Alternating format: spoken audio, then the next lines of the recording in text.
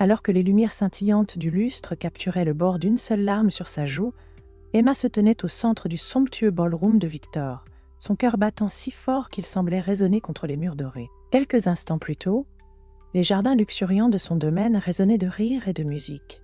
Ce genre de joie insouciante qu'elle imaginait n'existait que dans un monde de richesse et de pouvoir. Mais avez-vous déjà ressenti l'impression d'être complètement invisible dans une pièce remplie de gens?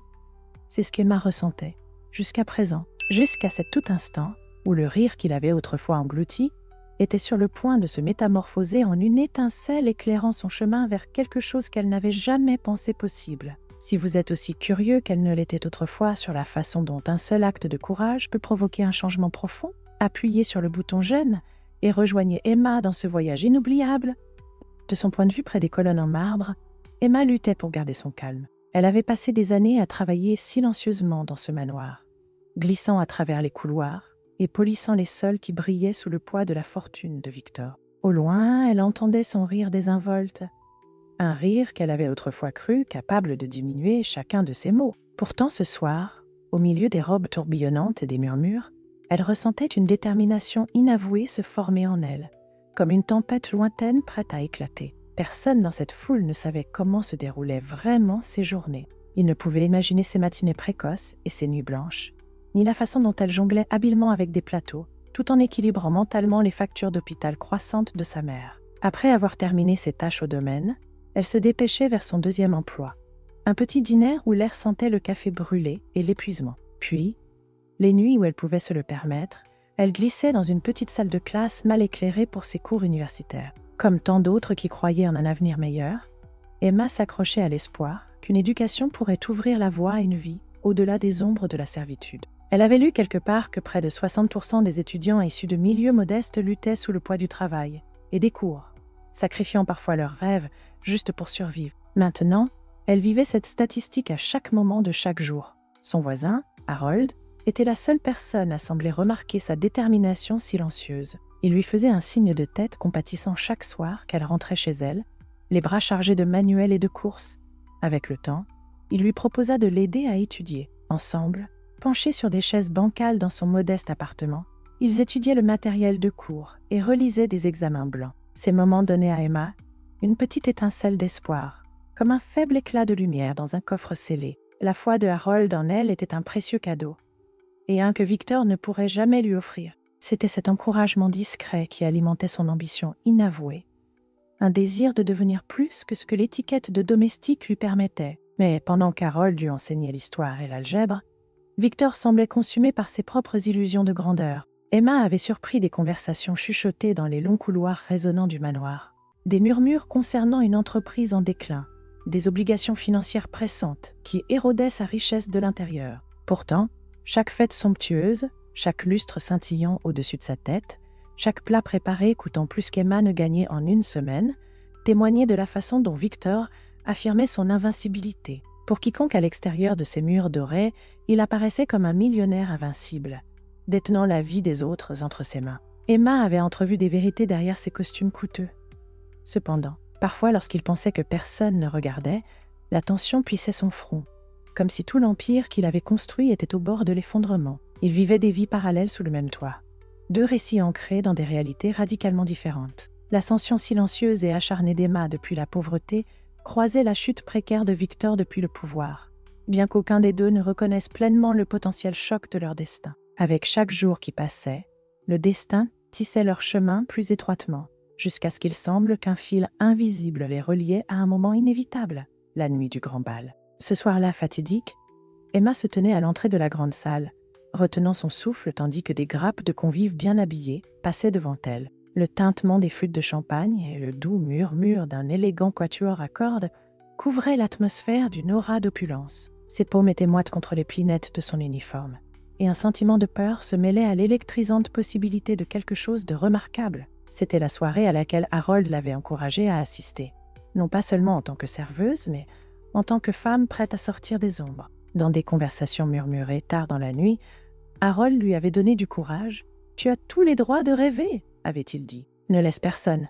même pas un millionnaire, te voler ça. » Emma scrutait la salle à la recherche de Victor. Elle sentait un pouls régulier et palpitations dans sa poitrine. une infusion de détermination qu'elle ne reconnaissait presque pas en elle-même. Ce soir, elle ne se contenterait pas d'occuper l'arrière-plan.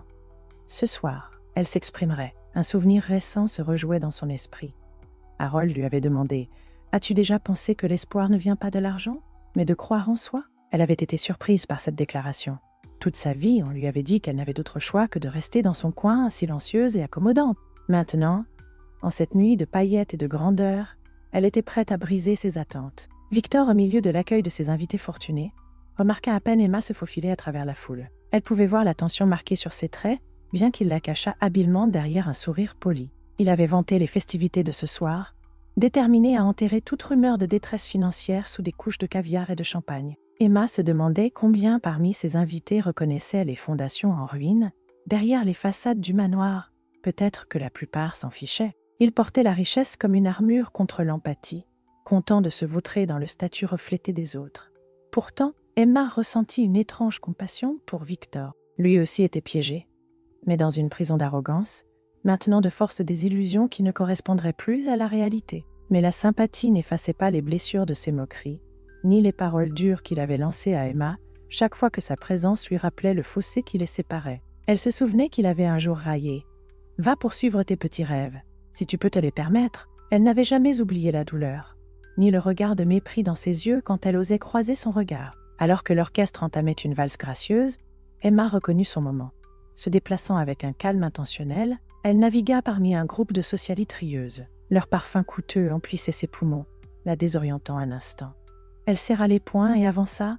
Chaque pas lui semblait un acte de rébellion. La danse des jupons effleurait ses chevilles. Un rappel de sa position toujours en marge de ces rassemblements, ni pleinement vue, ni véritablement reconnue. Son plan n'était pas compliqué, mais il était audacieux. Avec des mots soigneusement choisis, elle commença à engager de petites discussions. Un petit coup ici, une remarque murmurée là, sur les rumeurs d'affaires flottant autour de l'empire de Victor. L'incrédulité se propagea parmi quelques invités. Il n'avait jamais remis en question la source de la richesse de Victor.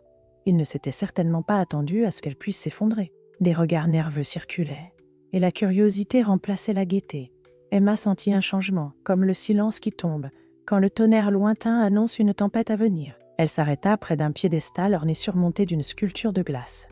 Un emblème scintillant d'extravagance. Sous le pâle reflet, elle rassembla une fois de plus son courage, se remémorant les nuits interminables qu'elle avait passées à étudier, espérant une vie meilleure. Pendant une fraction de seconde, son esprit s'envola vers sa mère malade, qui avait besoin de traitements qu'il pouvait à peine se permettre. Cette confrontation n'était pas seulement pour la dignité d'Emma, c'était pour chaque sacrifice qu'elle avait fait pour soutenir sa famille, pour chaque heure de sommeil diminuée, pour chaque douleur de faim qu'elle avait endurée pour payer une facture de scolarité. Lorsqu'elle aperçut Victor au bout du hall, absorbé dans une conversation avec deux investisseurs influents, elle calma sa respiration. La tension dans son ventre était comme un ressort enroulé. Une partie d'elle hurlait que c'était de la folie.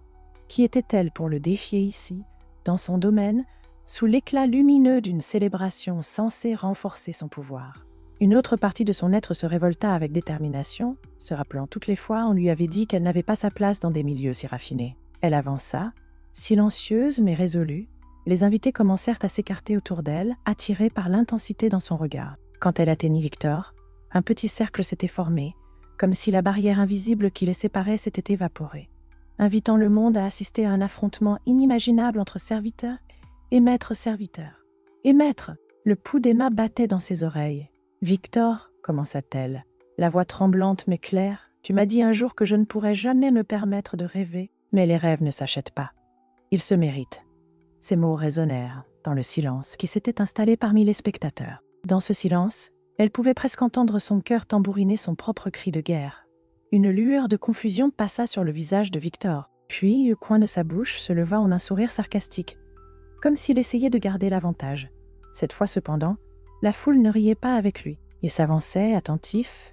Elle continua, la respiration coupée dans sa gorge. « Je sais pour ton affaire en déroute. Je sais que l'empire dont tu te vantes s'effondre sous son propre poids. Et je sais que tu ne vois pas les gens comme moi, les personnes qui te servent jour et nuit, comme autre chose que des accessoires à ton mode de vie. Mais pour tout ton argent, tu n'as jamais vraiment compris ce qu'il faut pour survivre quand tout est contre toi. » Un doux murmure parcourut les spectateurs. Peut-être était-il venu s'attendre à une nuit d'opulence et de commérage, mais pas à cela. Pas à une confrontation qui ébranlait les fondements de la richesse et des classes. Quelqu'un dans la foule déposa un verre de champagne, le pied frappant contre le sol en marbre. La voix d'Emma se stabilisait à chaque mot, alimentée par chaque affront et humiliation qu'elle avait subi en silence. Victor la regardait, ses joues rougissantes. Qu'il s'agisse de colère ou de réalisation, Emma ne pouvait le dire. Ses expressions de confiance soigneusement répétées faiblissaient. Elle remarqua les regards furtifs des invités. Certains portaient du choc, d'autres de la fascination, et quelques-uns brillaient d'empathie. Les cordes de la valse continuaient d'égrener leurs notes en arrière-plan, surréalistes et déplacées au milieu de la tension électrique qui régnait dans l'air. Puis Emma fit quelque chose qu'elle n'aurait jamais imaginé faire. Elle leva le menton, croisa son regard et exposa sa vulnérabilité devant toute l'assemblée. J'ai lutté plus en une journée que certaines personnes en un mois, jongler avec plusieurs emplois, s'occuper d'une mère malade, essayer de réviser la nuit, tout en servant ceux qui me regardent comme si je n'étais même pas là. Sa voix se brisa, trahissant l'intensité de son épuisement, et pourtant me voilà, parlant dans votre salle, prouvant que mes rêves ne mourront pas dans le silence. À chaque syllabe, Emma ressentait une poussée de pouvoir inattendue parcourir ses veines. Ce n'était pas une humiliation pour Victor, c'était une manière de revendiquer une voix qu'on lui avait refusée trop longtemps, de se rappeler que son avenir ne serait pas défini par la richesse d'un autre. Elle s'était préparée à des rires ou des critiques, mais rien de tout cela ne vint. Le silence s'intensifia, et elle pouvait sentir une pause collective. Un moment où d'anciennes hiérarchies commençaient à vaciller. Elle pouvait presque lire les pensées de Victor dans les micro-expressions de son visage. Il était coincé, incertain. Fini le sourire désinvolte et moqueur. Fini la conviction inébranlable que l'argent le protégeait contre toute confrontation. Emma attendit, se préparant à sa riposte, mais ce qu'elle vit à la place fut une lueur instable de quelque chose qui ressemblait au regret, ou peut-être à la peur, qui se cachait sous sa colère. Lorsqu'il se mit enfin à parler, sa voix trembla, juste assez pour qu'Emma le remarque. Commença-t-il, avant de se racler la gorge. Je n'avais jamais réalisé la profondeur de ce que vous, les gens comme vous, traversez. De légers murmures parcoururent le cercle des spectateurs. Un instant plus tôt, il était le millionnaire intouchable. Maintenant, il avait l'air presque ordinaire. Un homme en lutte avec l'effondrement soudain d'une persona soigneusement construite. D'une certaine manière, Emma le plaignait. Elle se souvenait des mots de Harold sur l'empathie et comment, parfois, le chemin le plus rapide vers la transformation était une chute douloureuse. Peut-être que Victor était au bord de la sienne. Pourtant, elle refusait de céder à la seule pitié. Sa dignité en exigeait plus que cela. « Votre richesse n'a jamais été le problème, » dit-elle, adoucissant son ton. « C'était la façon dont vous l'utilisiez pour abaisser ceux d'entre nous qui n'avaient d'autre choix que de vous servir. J'ai des rêves, Victor, et je ne les laisserai pas être ridiculisés davantage. » Une nouvelle vague de chuchotements se leva parmi la foule. C'était désormais leur divertissement, mais aussi une confrontation indéniable avec des valeurs qu'ils examinaient rarement. Les joues d'Emma brûlaient sous le regard collectif. Pourtant, elle tenait bon, un pilier inébranlable contre le flot du doute. Les yeux de Victor passaient d'un invité à l'autre, comme s'il cherchait une issue. Mais tout ce qu'il voyait, ce furent des regards curieux, aucune main tendue pour le sauver de l'embarras. Enfin, il expira, un souffle lent et tremblant. « Je comprends, parvint-il à articuler, bien que les mots sonnèrent étrangers sur sa langue. Je n'ai jamais voulu. » Il s'arrêta, s'essuyant le front d'une main. « Je ne savais pas. » Emma sentit un changement dans sa voix, un tremblement qui trahissait une véritable humilité, ou peut-être de la honte. Un homme habitué au pouvoir pouvait-il vraiment être confronté à un moment de vérité?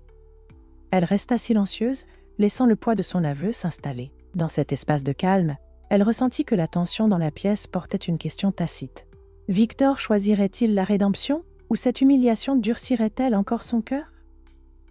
Puis, du coin de l'œil, elle remarqua comme les invités échangeaient des regards, leurs expressions tiraillées entre le spectacle qu'ils venaient d'observer et un sens plus profond d'introspection. Ce n'était pas qu'un simple commérage ou un spectacle dramatique, c'était une fenêtre ouverte sur les inégalités criantes qu'ils perpétuaient collectivement. Emma aperçut une femme âgée qui essuyait des larmes au coin de l'œil. Un autre homme se tenait les bras croisés, le front plissé par l'incertitude. Un instant, Emma réalisa qu'elle n'était pas seule à se sentir invisible. Elle déglutit, la gorge sèche. « Peut-être que tu ne peux pas réparer ce que tu as fait, » dit-elle doucement, « mais tu peux changer ce que tu feras ensuite. » Ces mots semblèrent résonner à travers le sol en marbre. Écho, dans la foule abasourdie, c'était une invitation. Une qui dépassait la confrontation immédiate, l'encourageant sur un chemin qu'il n'avait probablement jamais envisagé. Un chemin de véritable compréhension. Dans le silence qui suivit, Emma pensa à sa mère dans cette petite chambre d'hôpital, à ses vieux manuels empilés sur une table de nuit branlante, aux innombrables nuits où elle avait silencieusement enduré les remarques de Victor sur son insignifiance. Elle se demanda combien de personnes à travers le monde partageaient ces combats, d'innombrables âmes, éclipsées par des systèmes de privilèges qui refusaient de les voir. Et au milieu de cette pensée, elle ressentit quelque chose de nouveau prendre racine en elle, une conviction inébranlable que la valeur de sa vie n'était pas déterminée par les opinions de ceux qui avaient de plus profonds portefeuilles. Dans un coin, la musique s'estompa, la valse se transforma en une mélodie plus douce qui semblait refléter l'humeur pensive de la pièce. Emma prit un moment pour regarder autour d'elle, absorbant les regards incertains, le murmure des voix qui avaient autrefois ri si librement. Elle ressentit un doux élan en elle, la connaissance qu'elle avait commencé quelque chose, peut-être petit, peut-être monumental, mais définitivement quelque chose de différent de l'acceptation silencieuse du passé. « Je suis désolée », dit enfin Victor, d'une voix basse. Les mots tombèrent dans le silence, comme des cailloux jetés dans un puits profond. Resterait à voir si Emma pouvait faire confiance à ces mots. Mais la vulnérabilité dans son expression suggérait qu'il commençait au moins à voir les dégâts qu'il avait causés. Il jeta un regard autour de la foule, son arrogance visiblement ébranlée. « Peut-être que je n'avais pas le droit de te traiter de cette façon. » Ni personne. Emma exhala, un mélange de soulagement et d'appréhension persistante. Les excuses sont faciles à formuler quand on est acculé, Ce qui vient après, les actions, le changement véritable, est plus compliqué. Pourtant, elle acceptait que pour l'instant, ce moment de reconnaissance sincère était un début. Elle se souvenait de Harold, lui conseillant de ne pas laisser l'amertume la ronger. Le pardon, avait-il dit, n'est pas pour eux. C'est pour toi, pour que tu puisses avancer sans leur poison dans ton cœur. En déglutissant, elle se tourna vers les spectateurs qui avaient assisté à ce moment personnel de mise au point. Le changement ne vient pas du fait de se cacher derrière des fêtes somptueuses ou de se moquer des espoirs de quelqu'un. Il commence par ces petits moments de courage, lorsque nous décidons qu'il y en a assez. Elle fit une pause, laissant son regard balayer un visage après l'autre, remarquant comment chaque personne semblait prise entre fascination et introspection. « Si mon histoire résonne en vous, » dit-elle, sa voix tremblant d'émotion brute.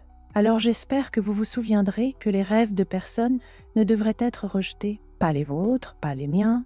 Ces mots flottaient dans l'air stagnant, une poignée d'invités hocha la tête, d'autres semblaient perdus dans leurs pensées, et pendant un court moment de vulnérabilité, les différences de classe et de statut s'effacèrent. Ils étaient simplement des êtres humains, témoins d'une vérité souvent inaudible. À travers sa conscience de tierce personne, sa perception de sa place dans cette scène, Emma réalisa que son point de vue était encore limité par ses expériences, mais elle ressentait également une signification plus vaste. Elle n'était plus simplement une femme de ménage dans un coin, mais un catalyseur pour quelque chose de plus grand. Victor se tenait là, le silence l'enveloppant aussi complètement que son costume sur mesure. Emma remarqua les rides de son visage, désormais plus profondes, comme si le poids de la réalisation s'y était gravé pendant la nuit. Elle n'avait aucune idée de ce que demain lui réservait. Peut-être que cette confrontation l'amènerait à réévaluer toute sa vie. Ou peut-être se réveillerait-il demain, consumé par la même fierté qu'il avait autrefois définie. Ce choix n'était pas à elle de contrôler. Tout ce qu'elle pouvait maîtriser, c'était son propre chemin à suivre. Peu à peu, les invités commencèrent à murmurer à nouveau, la tension se dissipant en poches de discussions chuchotées. Emma saisit des bribes de conversation. « Je ne savais pas qu'elle ressentait cela. Quel courage! Pensez-vous qu'il y a une part de vérité dans les rumeurs ?» C'était comme si chaque personne reconnaissait que quelque chose de vital s'était produit, quelque chose de plus significatif que les habituels étalages de richesse et de pouvoir. Au fond de sa poitrine, Emma ressentait un tourbillon d'émotions contradictoires. Triomphe, peur, soulagement, épuisement. Elle avait passé toute sa vie d'adulte à mettre de côté ses besoins, essayant de rester invisible pour ne pas provoquer la colère de ceux qui pouvaient rendre sa vie insupportable. Ce soir, elle avait accompli l'impensable. Elle était sortie de l'ombre, et ce faisant, elle avait prouvé à elle-même qu'elle était plus qu'un simple élément de décor dans l'histoire de quelqu'un d'autre. Les dernières notes de l'orchestre s'évanouirent dans le silence.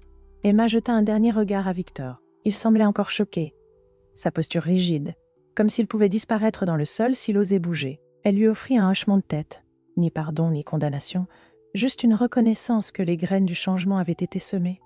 La question de savoir si ces graines germeraient restait incertaine. Puis, rassemblant le dernier de son courage, Emma se détourna et s'avança vers les grandes portes doubles à l'extrémité du bal. Dans son sillage, la tension diminuait. Un courant de réflexion semblait la suivre. comme si elle avait emporté la boule de tension loin du centre de la salle. Au moment où elle atteignit le couloir, elle se surprit à expirer un souffle qu'elle ne réalisait pas avoir retenu. Ses pas résonnaient contre les sols polis, et pendant un instant, elle s'émerveilla de la façon dont même l'environnement paraissait différent après sa déclaration. En sortant dans l'air frais de la nuit, Emma leva les yeux vers le ciel étoilé. La brise douce agitait les bords de son uniforme, emportant les échos persistants de la confrontation. Elle pensa à sa mère, paisiblement endormie dans un lit d'hôpital de l'autre côté de la ville, et fit la promesse silencieuse de continuer à se battre pour toutes les deux. Se battre pour un avenir, construit sur ses propres ambitions, et non étouffé par le ricanement, désinvolte de quelqu'un d'autre. Là, près de la fontaine, ornée à la lisière des pelouses soignées de la propriété, elle s'arrêta pour réfléchir à ce qui venait de se passer. Ce moment de défi pouvait-il vraiment redéfinir son destin?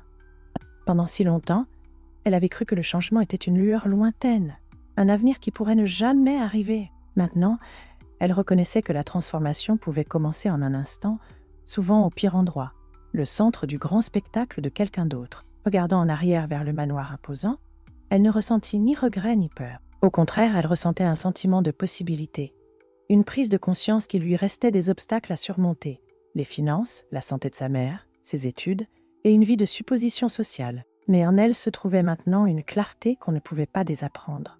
Elle avait une voix, et cette voix avait du pouvoir. Si cette histoire a résonné en vous, si vous avez déjà eu l'impression que vos rêves s'effritaient sous le poids du doute d'autrui, rappelez-vous de l'audacieuse résistance d'Emma ce soir. Le changement, même face à des obstacles écrasants, peut commencer par un seul acte de courage. Que cela signifie parler votre vérité à quelqu'un qui pense que vous n'avez pas d'importance, ou faire un pas vers un objectif que vous n'avez jamais cru pouvoir atteindre. Que le parcours d'Emma soit un rappel que votre voix, elle aussi, a du poids. Elle aussi a du poids. Alors, avant de partir, appuie sur ce bouton « J'aime » si tu crois au pouvoir de la défiance, de la résilience et de l'espoir, si tu as l'impression d'être invisible et désires être vu, ou si tu veux simplement voir les autres être reconnus. Pense à la façon dont tu peux adopter de petits actes de bravoure dans ta propre vie. Car parfois, ce ne sont pas les grandes richesses ou les maisons majestueuses qui définissent qui nous sommes, mais ces moments où nous choisissons de briser notre silence et de nous tenir droit face à l'incertitude. Et alors qu'Emma s'éloignait de la propriété de Victor, ses pas illuminés par la douce lueur des lanternes de jardin, elle portait en elle une étincelle qu'elle jurait de faire briller encore plus fort. Demain, elle retournerait à la chambre d'hôpital de sa mère, à ses manuels scolaires, à ses 2 emplois. Mais ce soir, elle s'était prouvée, et avait prouvé à tout le monde, qu'elle n'était jamais simplement une femme de ménage. Elle était une personne avec un rêve, une vision, et le courage d'affronter les rires moqueurs de ceux qui pensaient qu'elle était invisible. L'avenir, incertain qu'il fût, brillait désormais de possibilités. Parfois, les vérités les plus fortes sont chuchotées non dans des discours ou des déclarations, mais dans la calme fermeté de refuser d'être ignorée. Emma croyait que sa vie n'était plus confinée aux limites que les autres avaient établies. En s'avançant sous le ciel sombre au-delà de ces portes imposantes, elle chuchota une promesse silencieuse de continuer à avancer, de faire de ce triomphe seulement le premier pas d'un parcours défini par la détermination plutôt que par la résignation. Et que Victor change véritablement ou non, le chemin d'Emma était tracé. Elle avait affronté les rires moqueurs d'un millionnaire et en était ressortie avec sa dignité, ses rêves et une nouvelle compréhension de son propre pouvoir. La nuit pouvait être terminée, mais un nouveau chapitre de sa vie venait à peine de commencer.